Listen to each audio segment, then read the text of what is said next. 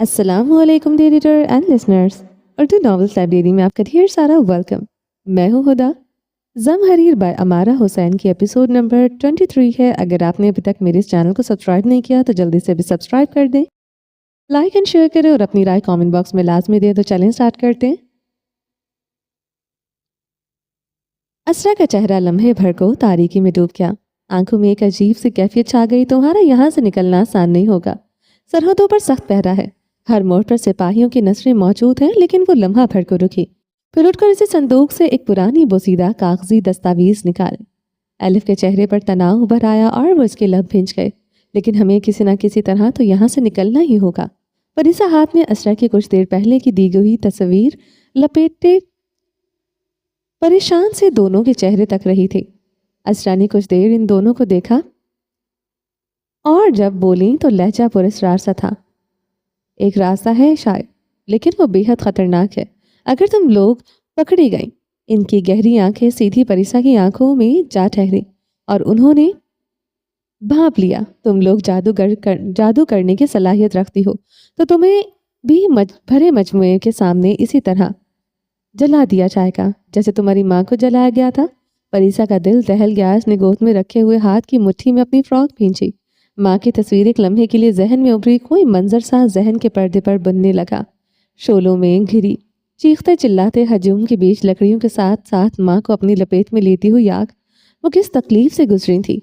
इसका दिल कराहने लगा। लब भींच कर इसने आंखें बंद की और फिर खोली, लेकिन वो मंजर बार बार जहन के पर्दे पर उभरने लगा। जिस्म पर छाती कपकपाहट को हत्ताल मकान रोकने की कोशिश में इसने एलिफ को बोलते हुए देखा, हम इंशाल्लाह नहीं पकड़े जाएंगे। इसकी आवाज़ मजबूत थी, खाकी रंग की, पैरों तक आती। परिसा के लिबास से मिलती जुलती फ्रॉक में इसका पीला रंग मजीद जर्द लग रहा था, लेकिन आंखों में कोई चमक थी जो आज परिसा ने पहली मर्तबा महसूस की थी। असरा ने वाकई सर झुकाकर इस एक गहरी सांस ली और मत्थम मुस्कुराहट के साथ कहा, तुम वाकई गजाल की ही बहन हो, हार नहीं मानोगी। कहकर वो मुड़ी और कमरे के कोने में मौजूद एक पुरानी लकड़ी के शेल्फ की तरफ गई। ऊपर से एक भूरा बोसीदा सा नक्शा उतारा और मेज पर फैला दिया। कागज के किनारे वक्त की मार के बारिश मुड़े हुए थे और रोशनाई मध्यम पड़ चुकी थी, मगर लकीरें अब भी वाज़ेह थी। गौर से सुनो। असरा ने नजरें नीचे करते हुए कहना शुरू किया, ये नक्शा तुम्हारी मदद कर सकता है। परिसा और एलिफ मेज के करीब झुककर नक्शे को गौर से देखने लगी। लेकिन ये तो अहरवान का नक्शा है, ये हमें शहरजार का कैसे बताएगा। इसने सर उठाकर असरा की जानिब देखा, जिनके चेहरे पर आतिशदान से निकलती रोशनी थरथरा रही थी। असरा की उंगली नक्शे पर आहिस्ता आहिस्ता चलने लगी और साथ साथ इसका लहजा मज़ीद संगीन होता चला गया। हाँ, ये अहरवान का नक्शा है। इसने एक बड़ी चौकोर इमारत के नक्श की तरफ इशारा किया। शाही महल और अहरवान की तरफ की फसील ये तुम्हें शहरजार के बारे में नहीं बता सकता, लेकिन अहरवान की चार दीवारी में से जाने वाले 3 रास्ते जो तुम्हें शहरजार ले जा सकते हैं, इनके बारे में बता सकता है। परिसा का दिल बेख्तियार जोर से धड़कने लगा। पहला रास्ता अहरवान की 4 दीवारी का शाही दरवाज़ा, जिसके गिर्द पानी की चौड़ी नहर है और शहर के दरवाजे खुलने पर इन लकड़ी के पुल बिछा दिए जाते हैं। असरा की उंगली फसील के बैरूनी हिस्से में मौजूद एक बड़े दरवाजे पर रुकी, जिसके गिर्द आसमानी रंग की नहर की निशानदेही की गई थी। मगर ये रास्ता अख्तियार करना खुद को मौत के हवाले करने के बराबर होगा। दरवाजे पर जादू शनाख्त करने वाले काहन और सिपाही मौजूद होते हैं, जो किसी भी मशकूक शख्स को फौरन गिरफ्तार कर लेते हैं। परिसा ने थूक निकला और नजरें नक्शे पर झुका ली। दूसरा रास्ता तिजार थी काफलों के साथ। असरा ने दूसरी तरफ अपनी झुर्रियों ज़दा हाथ की उंगली फेरी, जहाँ एक बारीक सी लकीर थी। ये काफले अहरवान के बाहर सामने सामान पहुँचाने के लिए भी इस्तेमाल होते हैं, और अगर तुम मुनासिब भेस बदल कर इन शामिल हो जाओ तो शायद निकलने में कामयाब हो सको। मगर वो रुकी और आंखों में हल्की सी तशवीश उभरी। एलिफ और परिसा इनकी जानिब महू तनगोश थी। काफिलों की सख्त तलाशी ली जाती है, खास तौर पर इन दोनों में जब शाही दरबार में किसी दूसरे शहनशाह की आमद मतवक्को हो। परिसा और एलिफ एक दूसरे को देखने लगी। दोनों के चेहरे पर तशवीश और इसफाहमियाँ असरात थे। और तीसरा रास्ता? एलिफ ने गहरी सांस लेते हुए तकरीबन मायूसी से पूछा। असरा की उंगली एक बार फिर एक बारीक लकीर पर रुकी, जो किले के नीचे से होती होगी जंगल के किनारे तक जा रही थी। ये तीसरा रास्ता ज़ेरे ज़मीन सुरंगों का है, इसने आहिस्ता से कहा। सुरंगें? परिसा ने एक लम्हे को एलिफ को देखा और हैरत से नक्शे को मज़ीद गौर से देखा। ہاں، یہ خفیہ سرنگیں برسوں سے پہلے جنگ کے زمانے میں بنائی گئی تھی تاکہ بادشاہ اور اس کے اہل خانہ ضرورت پڑنے پر قلعے سے نکل سکے، مگر جنگ کے بعد انہیں بند کر دیا گیا تاکہ بغاوت کرنے والے لوگوں کو ان کا استعمال کرنے سے روکا جا سکے۔ مگر اگر وہ بند کر دی گئی تھی تو ہم کیسے ان میں داخل ہو گئے؟ الف نے بے چینی سے پوچھا۔ اسرا کی لبوں پر ایک دھیمی و تلخ سی مسکراہٹ ابھری۔ سبھی دروازے بند نہیں ہوئے تھے، اس نے کہا۔ میں ایک ایسا راستہ جانتی ہوں جو اب تک محفوظ ہے اور وہاں لوگوں کی خفیہ چہل پہل بھی ہے، مگر وہاں پہنچنا ایک الگ آزمائش ہوگی۔ جو معلومات اس سے پہلے دی ہے وہ تمہاری مدد کے لیے ہیں تاکہ تم اہروان کی حدود کو اچھے سے جان سکو۔ کمرے میں خاموشی پھیل گئی۔ پریشا نے نقشے کو غور سے دیکھا، پھر سوچ میں ڈوبی آنکھوں سے اسرا کی طرف چہرہ اٹھایا۔ اس کے چہرے کے دائیں طرف جھولتی لٹ کا سایہ تھا۔ مجھے نہیں لگتا الف خانم کہ ہم یہ کر سکیں گے، اس نے اچانک کہا۔ مجھے ہر طرف اپنی موت ہی دکھ رہی ہے۔ نہیں جا پائیں گے ہم سحرزار، ہم یہاں آ گئے ہیں پریسا، اب واپسی ممکن نہیں ہے، ہمیں آگے کا سوچنا ہی پڑے گا، کوئی اور چارہ نہیں ہے ہمارے پاس۔ پریسا کی پیشانی پر سوچ کی لکیریں گہری ہو گئی۔ کاش اس کی زندگی اتنی مشکل نہ ہوتی، کاش وہ بھی الائزہ کی طرح عام زندگی بسر کر پاتی۔ ایک تھکن زدہ سانس لیتے اس نے دونوں ہاتھ سر پر ایسے پھیرے گویا چہرے کے بال سمیٹ لیے ہوں۔ مگر یہ بات یقینی ہے کہ ہم سحرزار میں محفوظ ہیں۔ لہجہ خوف، بے چینی اور تھکاوٹ کا شکار تھا۔ وہاں کے جادوگر ملکہ نے ہم پر سحر کیا، اور کیا وہ بھی ہمیں زندہ رہنے دیں گی؟ ہم دونوں طرف سے خطرے میں ہیں۔ اہروان ہمیں جادوگر اور غدار سمجھ کر مار ڈالے گا، اور سحرزار میں بھی شاید ہمارے ساتھ کچھ ایسا ہی سلوک ہو، یعنی بچ جانے کا تو سوال کسی طرف پیدا نہیں ہوتا۔ اسرا کی آنکھوں میں اداسی کی لہر ابھری۔ یہ سچ ہے کہ سحرزار کی جادوگر ملکہ نے تمہاری ماں کو مارنے کی کوشش کی تھی، مگر تمہیں یہ سمجھنا ہوگا کہ اس کی نفرت دراصل اس کا پوشیدہ ڈر تھا۔ غزال کے پاس ایک ایسی طاقت تھی جو سحرزار کے جادوگر بھی قابو میں نہیں لا سکے، اس لیے وہ تمہاری ماں سے ڈرتی تھی کہ کہیں وہ ان کے خلاف کھڑی نہ ہو جائے۔ اگر اسے تمہاری طاقت کا علم ہو گیا تو بہت بڑی مصیبت میں پھنس سکتی ہو۔ تمہیں اپنا یہ راز ہی رکھنا ہے۔ الف جو کب سے خاموش تھی بولی، اور اہروان کے سپاہی؟ انہیں کیسے پتہ چلتا ہے کہ کوئی جادوگر ہے؟ انہیں خاص تربیت دی جاتی ہے۔ اسرا نے وضاحت کی۔ ان کے پاس طلسمی پتھر ہوتے ہیں جو کچھ مخصوص رسومات دروازوں پر کی جاتی ہیں، جن سے جادوگر کی موجودگی کا اندازہ ہو جاتا ہے، یعنی بچاؤ کا کوئی راستہ ہی نہیں۔ بہت خوب۔ اس نے دونوں ہاتھ جھاڑتے ہوئے استزاہیہ سے مسکراہٹ چہرے پر پھیلائی، پھر اپنے اندر اٹھتے ہوئے اس عجیب اور تکلیف دہ احساس کو دبانے کی کوشش کی۔ یہ احساس کہ وہ کسی اور دنیا میں آ گئی ہے، ایک ایسی دنیا جہاں اس کی ماں کا نام بدنام کر دیا گیا تھا، جہاں وہ بے دردی سے قتل کر دی گئی تھی، اس کے خاندان کو در بدر ہونا پڑا تھا، اور جہاں وہ خود محض ایک بھولی بسری تاریخ کا سایہ بن چکی تھی، جس کی موجودگی کی اگر کسی کو خبر ہو جاتی تو اس کا انجام بھی اس کی ماں غزال کنان کی طرح ہونا تھا۔ تم لوگوں کو طلوع آفتاب سے پہلے نکلنا چاہیے۔ پریسا نے خاموشی سے اپنے کندھوں کے گرد لحاف لپیٹا۔ زمین پر بچھائے گئے بستروں میں سے ایک پر بیٹھے اس کی آنکھوں میں مستقبل کے خوف کی پرچھائی تھی۔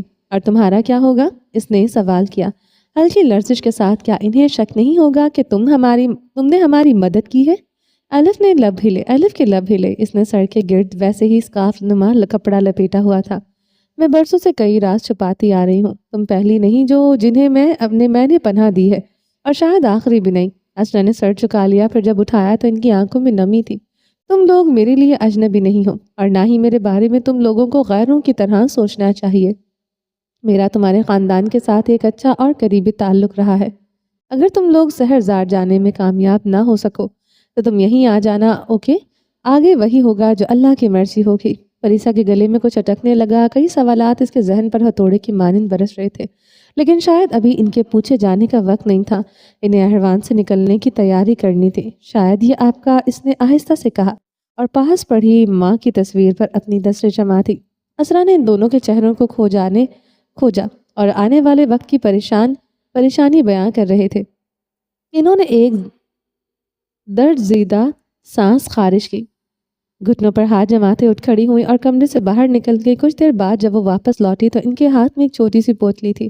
انہوں نے میز پر رکھے ان کے لائے گئے بیگ کی طرف اشارہ کیا۔ یہ زنبیل نما تھیلی اگر واقعی تمہاری دنیا میں اتنی آسانی سے بن جاتی ہے جیسے تم نے بتایا تو دنیا واقعی دیکھنے لائق ہے۔ ان کی آنکھوں میں اشتیاق امد آیا، پھر انہوں نے پوتلی الف کو دی۔ اس میں کھانے کی خشک اشیاء ہے، 2-3 دنوں تک چل سکتی ہیں۔ الف نے شکریہ کہتے ہوئے پوتلی ان سے تھام لی اور اٹھ کر بیگ میں رکھ دی۔ کمرے میں ان کی حرکت پر جلتے آتش دان کے باعث سائے بن رہے تھے۔ کمرے میں خاموشی پھیل گئی تھی اور باہر دور سے کسی الو کی آواز رات کی تاریکی میں گونجتی سنائی دے رہی تھی۔ پریسا کو لگا جیسے رات کے سائے کسی اندیکھے بوجھ کی طرح ان پر چھا رہے ہیں۔ صبح ہونے سے پہلے وہ جس سفر پر روانہ ہونے والی تھی وہ اس سے ابھی ہولا رہا تھا۔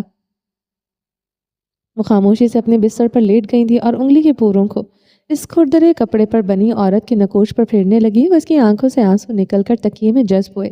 جلدی سے الف کی جانب پشت کر کے اس نے کروٹ لی۔ اس تصویر کو سینے سے بھینچ کر وہ بے آواز سسکیاں لیتی اس عورت کو سوچے گئی جس کا ایک لمس یاد تک نہیں تھا۔ شہنشاہ اہروان کا محل جو کہ عقب سے میلوں دور پہاڑ نما سبزہ زاروں پر تعمیر شدہ تھا اور اگلی جانب سے شہر اہروان سے جڑا ہوا تھا۔ محل آسمان کو چھوتے 4-5 وسیع و عریض پتھریلے قلعوں پر مشتمل تھا جن کی چھتیں میناروں کی طرح نوکیلی اور مسلح سپاہیوں کے پہروں میں تھی۔ ان 4-5 قلعوں کے وسط میں ایک کھلا میدان تھا، اتنا وسیع کہ اہروان شہر کے ساری شہر وہاں اکٹھے ہو پاتے۔ قلعوں کے درمیان آگے پیچھے ہرے بھرے باغات تھے جن میں نصب بڑے بڑے فوارے محل کی خوبصورتی کو چار چاند لگاتے تھے۔ ان باغات میں ہر نسل کے پھول پودے تھے جن کا خیال رکھنے والے باغبان باقاعدہ خاص تربیت لے کر وہاں آتے تھے اور چنے جاتے تھے۔ یہ رات کا دوسرا پہر تھا اور رات کی تاریکی محل کی خوبصورتی کو سیاہ چادر تلے چھپائے ہوئے تھی۔ شہنشاہ سلیمان کی معتمد خاص اپنے کمرے سے باہر نکلی۔ لارا ریاستی اموار کی مشیر تھی اور سحرزار کے ساتھ سرحدی مذاکرات کی ذمہ دار تھی۔ وہ محل کے مقابل سفارت کاروں میں سے ایک تھی۔ ان کا کمرہ محل کے سیاسی ہال کے قریب ہی تھا جہاں شہنشاہ کے ساتھ اونچے شاہی لوگ اور سفیر بیٹھے تھے اور سیاسی ہال کے پاس سے گزر کر ان وسیع راہداریوں میں آئی۔ یہاں پہرے کے لیے کوئی سپاہی نہیں تھا۔ دیواروں میں نصب شمعدان روشن تھے۔ وہ شب و خوابی کے لباس میں آہستہ آہستہ چلتی شاہی کتب خانے جا رہی تھی۔ آج بھی نیند ان کی آنکھوں سے کوسوں دور تھی۔ تبھی کئی دنوں کی طرح آج بھی انہوں نے کتب خانے کا رخ کیا تھا، مگر اچانک وہ رکی۔ یہ راہداری جس راہداری میں کھلتی وہاں ان نے 2 سایوں کو حرکت کرتے دیکھا۔ پہلے پہل انہوں نے کوئی خاص توجہ نہیں دی تھی۔ کوئی بھی ہو سکتا تھا۔ قریب جانے پر انہیں اکثر گوشیاں سنائی تھی۔ منصوبہ یہی ہے کہ شہنشاہ سلیمان کو جلد از جلد قتل کر کے ان کی سلطنت کو ختم کرنا ہے۔ وہ اس جملے پر ساکت ہوئی، ہاتھ میں موجود کتاب چھوٹ کر زمین پر جا گری۔ یہ تو جہانگیر سلطنت کی آواز تھی۔ دل کو دھچکا سا لگا اپنے سگے شہنشاہ بھائی سلیمان کے خلاف وہ کیسے اس طرح کی بات کر سکتے تھے۔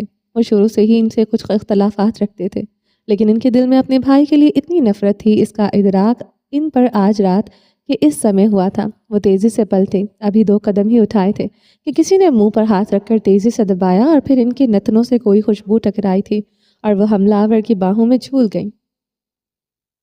اہروان کی بندرگاہ سے جڑی بستی خزستان کے بازار سے گزرتے چلے جاؤ تو قطار در قطار تکونی چھتوں والے گھروں میں سے ایک جس کے باہر چھوٹا سا باغ تھا۔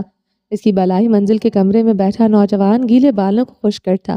کھڑکی کی جانب آیا، کھڑکی سے نیچے جھانکا تو اس کی سرمئی آنکھیں سیاہ پوشاک پہنے اس بوڑھے شخص پر رکی جو اپنے بھورے گھوڑے کی مسن سے جڑے بستے میں کچھ کپڑے کے تھیلے رکھ رہا تھا۔ اس نے اوپر سے ہی انہیں آواز دی تھی۔ وہ آواز کی جانب گھومے، پھر سر اٹھایا، ماتھے پر بکھرے سیاہ بالوں والا خیام انہیں رکنے کا اشارہ کرتا کھڑکی سے غائب ہوا۔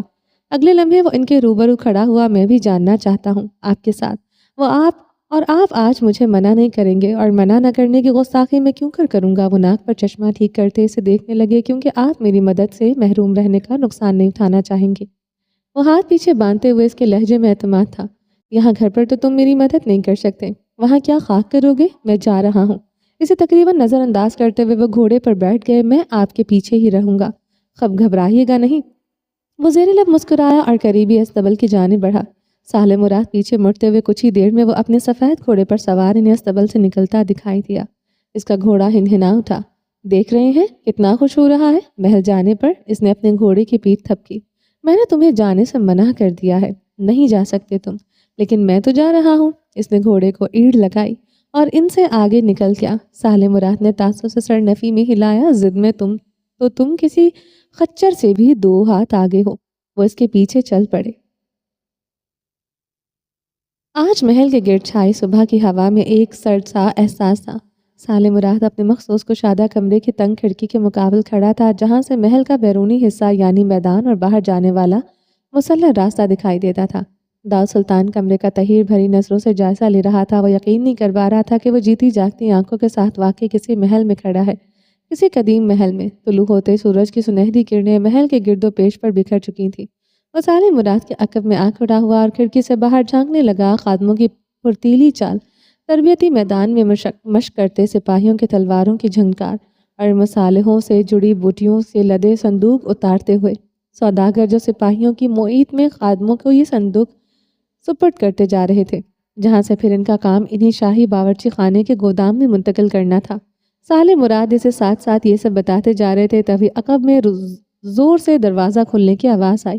محل کے اکثر خادم وہاں آتے جاتے تھے، کبھی کوئی دوا لینے، کسی جڑی بوٹی کا معائنہ کروانے یا زخمی سپاہیوں کا علاج کروانے۔ ان کے کانوں سے محل کی خاص سیاہ فام خادمہ مرینا کی مدھم مگر اتل پتل ہوتی آواز ٹکرائی۔ اندر داخل ہوتے ہی اس نے زور سے اس سے اپنے پیچھے دروازہ بند کیا تھا۔ پیروں تک آتے لباس کو ہاتھ میں تھامے تیزی سے ان کی جانب لپکی۔ داؤد نے چنبے سے اسے اور پھر سالے کو دیکھا جو مرینا کی جانب گھومے تھے۔ اس کی سیاہ آنکھوں میں گھبراہٹ کا عکس تھا۔ ہال میں کچھ ہوا ہے لارا خانم، وہ وہاں مردہ پائی گئی ہیں۔ کیا؟ یہ کیا کہہ رہی ہو تم؟ ان کی حساسیات مجمد ہو گئی تھی۔ داؤد چونک اٹھا۔ مرینا نے خشک ہونٹوں پر زبان پھیر دی۔ قتل؟ ان کا قتل کر دیا ہے۔ مرینا غیر شناسہ نظروں سے داؤد کو دیکھا اور ٹھٹک سی گئی۔ سالیہ کے قدم جیسے خود بخود حرکت میں آ گئی۔ وہ تیزی سے دروازے کی جانب لپکے، ماتھے پر ابھرتا پسینہ چمکنے لگا۔ تم یہی رہو، پیچھے مت آنا میرے، یہی رہو تم۔ لیکن وہ سنی انسنی کر کیا اور ان کے پیچھے چلنے لگا۔ مرینا نے ان کے پیچھے پیچھے تقریباً بھاگتے ہوئے ان پیچیدہ راہداریوں سے گزر رہی تھی جو بچپن سے یہاں رہنے پر اسے ازبر ہو چکی تھی۔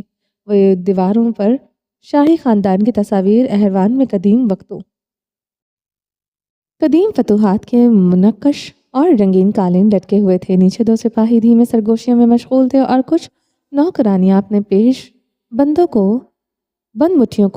مٹھیوں میں جکڑے سہمی نظروں سے ایک دوسرے کو دیکھ رہی تھی۔ وسیع ہال کے آدم دروازے نیم وا تھے۔ وہ لوگ وہاں سے نکل کر محل کے باغات کی طرف آئے تھے۔ جیسے ہی وہ باغ میں پہنچے، سالم مراد ہانپتے ہوئے سانس لینے کو رکے۔ مرینا کی سانسیں بھی پھولی ہوئی تھی۔ اس نے دوبارہ ساتھ چلتے داؤد کو دیکھا۔ تم کون ہو؟ کیا نئے ملازم ہو؟ اس نے بس اتنا کہا اور اسی جانب متوجہ جہاں سب دہشت ناک نظریں لیے کھڑے تھے۔ اس باغ میں اونچے اونچے تناور درخت تھے جن میں اسے ایک صنوبر کا اور اسی گھنے صنوبر کے درخت تلے ایک بڑی سفید میز تھی جہاں شاہی خاندان شام کو اکٹھا ہوتا تھا۔ لارا خانم کرسی پر بیٹھی ہوئی تھی۔ ان کے دونوں ہاتھ میز پر تھے جن میں سے ایک چاندی کا پیالہ تھا۔ پہلے پہل نظر ڈالنے پر کوئی نہیں کہہ سکتا تھا کہ وہ مردہ ہے۔ داؤد کے ملازمین کے اس جھمکٹے میں ایک دو قدم آگے بڑھا۔ اس کی گہری آنکھیں تیزی سے لارا خانم کا جائزہ لے رہی تھی۔ اس کی جلد حد سے زیادہ سفید تھی۔ ہونٹ سیاہ جس نے بھی قتل کیا تھا جان بوجھ کر لاش کو ایسے بٹھا کر غائب ہوا تھا۔ وہ میز کی جانب آگے بڑھا تھا اور گھاس پر گری دبلی پتلی ٹہنیوں میں سے ایک اٹھائی۔ سالم مراد نے اسے بازو سے پکڑ کر کھینچنے کی ضرورت کی لیکن وہ آگے بڑھ چکا تھا۔ اس نے ٹہنی سے کندھے پر پھیلے اس کے بال پیچھے کیے۔ لارا کی گردن واضح ہوئی۔ وہاں پتلا سا کوئی نشان تھا جیسے کسی تیز دار خنجر کا ہوتا ہے۔ میز پر رکھی اس عورت کے ہاتھ میں جو پیالہ تھا اس میں کاغذ کا کوئی ٹکڑا رکھا ہوا تھا۔ یہ کس قسم کا قتل تھا؟ الجھن کا شکار ہوا۔ اس نے وہ کاغذ اٹھایا، ماتھے پر شکنیں ابھر آئیں۔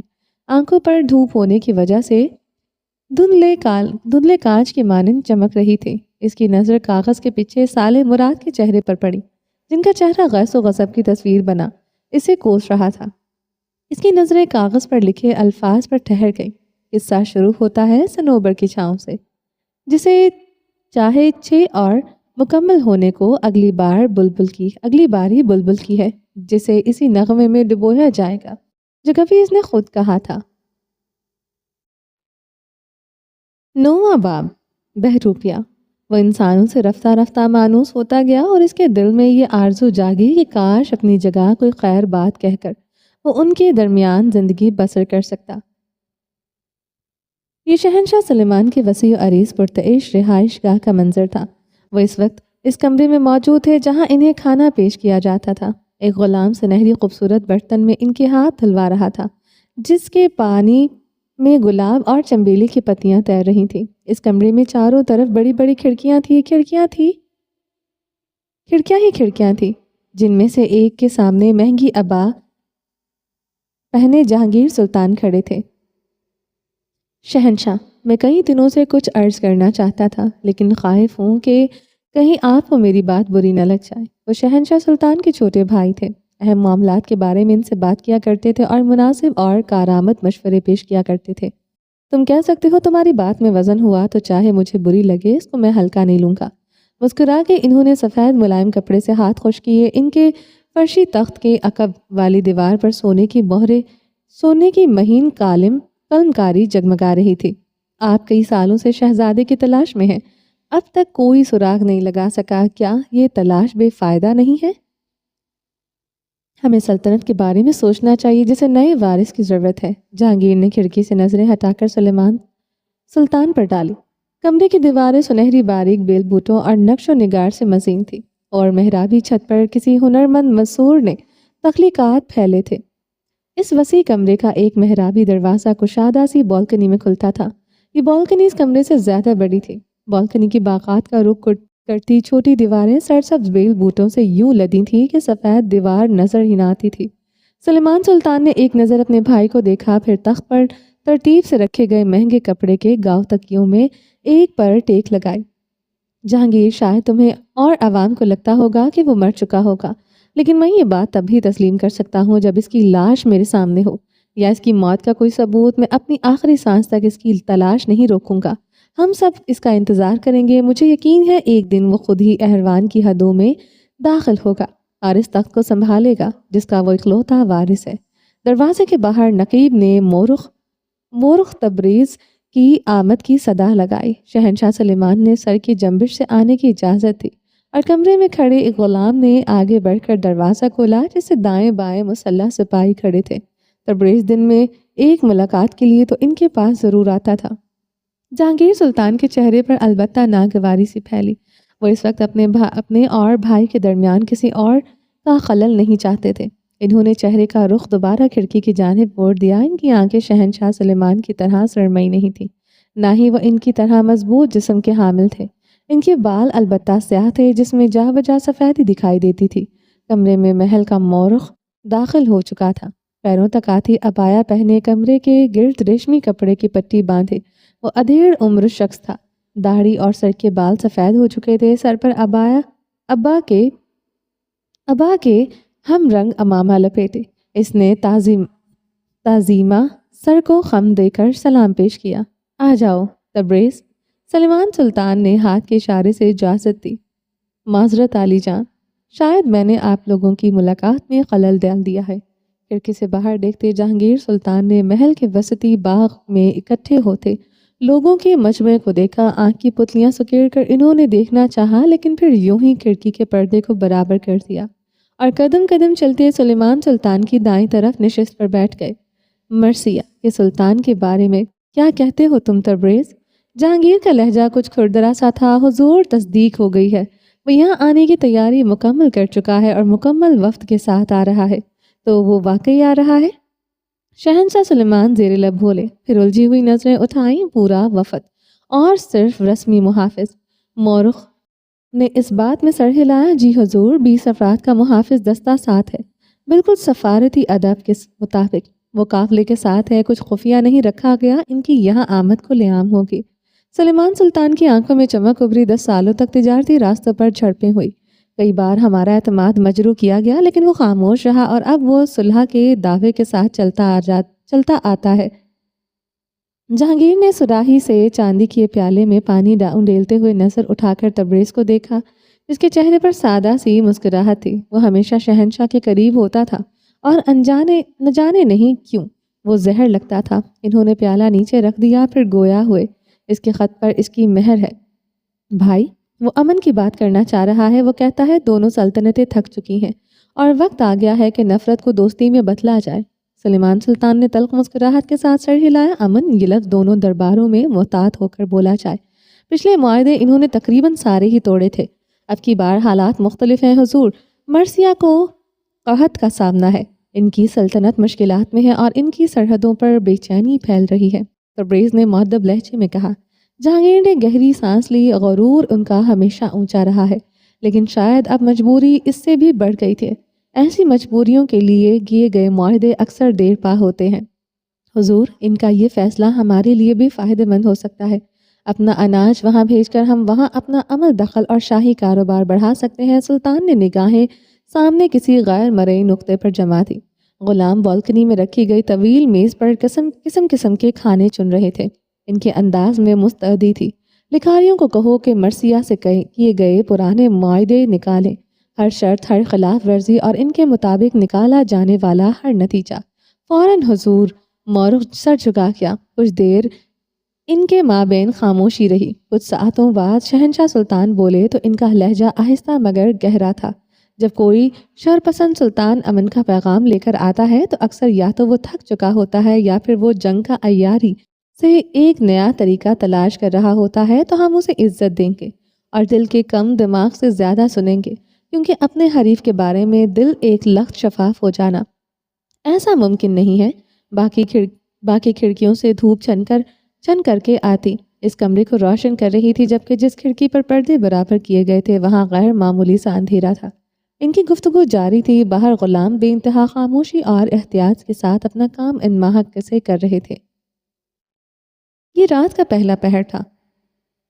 کوچوان اسرا کے گھر کے سامنے ان کے انتظار میں کھڑا تھا۔ پریسا اور ایلف اسرا سے ملنے کے بعد ان کے گھر سے خاموشی سے نکل پڑی تھیں۔ انہوں نے اسرا کے دیے گئے بھورے رنگ کے چوغے اوڑھ رکھے تھے، جنہوں نے انہیں ایسا ڈھانپ دیا تھا جیسے اس سیاہ رات نے ان کے ارد گرد موجود بستی کو۔ ان کے قدم چوکس اور نگاہیں ہر سمت محتاط سی جائزہ لیتی ہوئی تھی۔ وہ جانتے تھے یہ سفر محفوظ نہیں تھا، خاص طور پر ان کے لیے جن کے راز اگر سامنے آ جاتے تو شاید ان کا وہی حال ہوتا جو غزال کنان کا ہوا تھا۔ وہ کئی گھنٹے تک اسرا کے جاننے والے شخص کی بگی میں سفر کرتی رہیں، حتیٰ کہ وہ بستی سے نکلنے والے راستے تک پہنچ گئے۔ گھنٹوں کے اس سفر اور اونچے نیچے راستے نے انہیں تھکا دیا تھا۔ اس راستے کا اختتام ویران جنگل پر ہوتا تھا۔ کوچوان نے گھوڑے کی لگام کھینچی تو بگی جھٹکے سے رکی اور گھوڑا ہنہنا اٹھا۔ وہاں کھڑے دو سپاہی اس طرف متوجہ ہوئے جو باقی تھے۔ وہ کافی فاصلے پر تھے، جس پر ان دونوں نے شکر ادا کیا۔ ہم بستی سے نکلنے ہی والے ہیں۔ کوچوان کی آواز پر وہ دونوں چونکی۔ ایلف نے پریسا کو دیکھا۔ تم اپنے چوکے کی ٹوپی سر پر ڈال دو، ہماری شکلیں ہی نہ دکھیں تو بہتر ہے۔ کون سا یہاں پر کیمرے لگے ہیں؟ جمائی روکتے ہوئے پریسا نے کندھے اچکائے۔ تم یہاں کے لوگوں سے واقف نہیں ہو، ایک دفعہ تمہیں دیکھ لیں تو بھولتے نہیں۔ کیمرے سے تیز نظریں ان کی ہیں، پہنو جلدی۔ آخر میں ایلف نے سرزنش پر اس نے کندھے پر پڑی چوگے سے جڑی ٹوپی سر پر ڈالی۔ جادوگرنی لگ رہی ہوگی یقیناً میں، جیسے سنو وائٹ کی موم۔ بے خیالی میں کہتے کہتے وہ ٹھٹکی۔ کچھ لمحے بنا پلکے جھپکے ایلف کو دیکھتے اس نے اپنے جملے پر غور کیا۔ جنہوں نے تمہارا میں کچھ نہیں کر سکتی والے انداز میں سر نفی میں جھٹکا، پھر بگی میں کھڑکی سے باہر جھانکا۔ جادوگرنی ہی تو ہوں میں۔ ایلف کے کانوں میں سے اس کی سرگوشی ٹکرائی تو وہ یکدم ہڑبڑا کر پلٹی۔ شش، خاموش رہو تم، یہ لفظ تمہارے منہ پر بھی نہ آئے۔ اب وہ بے حد سنجیدہ تھی۔ پریسا نے چہرے پر مصنوعی اداسی پھیلائی۔ باہر کھڑے سپاہیوں کی ذرا بختر رات کی چاندنی میں چمک رہی تھی۔ وہ نگاہیں مشکوک سی قریب آتی بگی پر جمی ہوئی تھی۔ گھوڑے کے سانس لینے پر فضا میں دھوئیں سے بنتے جا رہے تھے اور اس کی ہنہناہٹ دور تک باز تھی۔ اوپر آسمان کی سیاہ چادر پر ستاروں کی بے رابط قطار رکھی گئی تھی۔ فضا میں پودوں اور ہنک ہوا کی ملی جلی باس تھی۔ وہ کچھ بھی کہیں تم کچھ نہیں بولو گی، میں بتا دوں گی کہ تم گونگی ہو۔ پریسا نے سر اس بات میں ہلا کر ہاتھ کے اشارے سے جیسے ہونٹوں پر زپ بند کی۔ بگی رکی تو انہوں نے ان دو سپاہیوں میں سے ایک کی آواز سنی۔ کس طرف جا رہے ہو؟ اندر بگی میں کوئی ہے تمہارے ساتھ؟ آواز سخت تھی۔ پریسا نے لب کھینچے اور ایلف اس کے ایک دو گہری سانس لے کر خود کو پرسکون کرنے کی ادنی کوشش کی۔ جی خواتین ہیں، انہیں شہر سے باہر ان کے گاؤں لے کر جا رہا ہوں، میں باہر بلا لیتا ہوں انہیں۔ بگی دان کے محتاط انداز میں جیسے ان کا کام آسان کرنے کی کوشش کی۔ ان دو سپاہیوں کے چہروں پر تھکن بھری بیزاری کی جھلک تھی۔ سپاہی بھگی کی کھڑکی کی جانب آیا۔ الف چہرے پر بے نیازی کا ایسا جامد تاثر سجائے بیٹھی تھی جیسے اسے کسی چیز کی پرواہ نہ ہو۔ پریسا کی نظریں اس کے چہرے سے ہاتھوں پر پھسلی۔ چوغے کے کنارے کو تھامے وہ ایک بار ان کی انگلیاں ہلکی سی لرزی۔ کہاں سے آئی ہو؟ اس نے مزید پوچھا۔ مغربی دیہات سے، الف نے اعتماد سے کہا۔ پریسا نے بھگی میں بیٹھے بیٹھے اپنے قدموں کو مضبوطی سے بھگی کے اندر زمین پر جما دیا اور بے چینی میں پہلو بدلنے لگی۔ خواہش کو دبا دیا۔ وہ ایسے ساکت تھی گویا سانس لی اور پکڑی گئی۔ الف کو اتنی صفائی سے جھوٹ بولتے دیکھ کر وہ حیران ہوئی، پھر دل ہی دل میں انہیں سراہا۔ اگر تمہارے پاس سکے ہیں تو جانے کی اجازت مل سکتی ہے۔ الف نے چادر کے اندر سے ایک چھوٹی سی چرمی تھیلی نکالی۔ تھیلی کے ہلنے سے سکون کی مخصوص کھنک پریسا کے کانوں سے ٹکرائی، جسے محافظ نے جھپٹتے ہوئے تھاما، پھر اسے کھول کر ایک نظر اندر ڈالی۔ اس کے لبوں پر ایک ہلکی سی اطمینان بھری مسکراہٹ آئی اور اس نے ہاتھ کے اشارے سے دروازے کے سامنے کھڑے سپاہیوں کو راستہ دینے کو کہا۔ شہر کو اونچی فصیلوں سے چار دیواری دی گئی تھی اور یہ دروازے اتنے اونچے تھے کہ سر اٹھانے پر بندہ چکرا سا جاتا تھا۔ آگے کا راستہ تم خواتین کے لیے خطرناک ہو سکتا ہے، جنگل کی طرف لٹیرے ہو سکتے ہیں، بھگی کی کھڑکیاں بند رکھنا۔ چلیں جی، باقی کا نیکسٹ ایپیسوڈ میں کنٹینیو کریں گے۔ امید ہے آپ کو یہ ایپیسوڈ پسند آئی ہوگی۔ اگر آپ نے ابھی تک ہمارے چینل کو سبسکرائب نہیں کیا تو جلدی سے بھی سبسکرائب کر دیں، لائک اینڈ شیئر کریں اور اپنی رائے کامنٹ باکس میں لازمی دیں۔ اپنا ڈھیر سارا خیال رکھیے گا، دعاؤں میں یاد رکھیے گا۔ ملتے ہیں نیکسٹ ایپیسوڈ کے ساتھ، تب تک کے لیے اللہ حافظ۔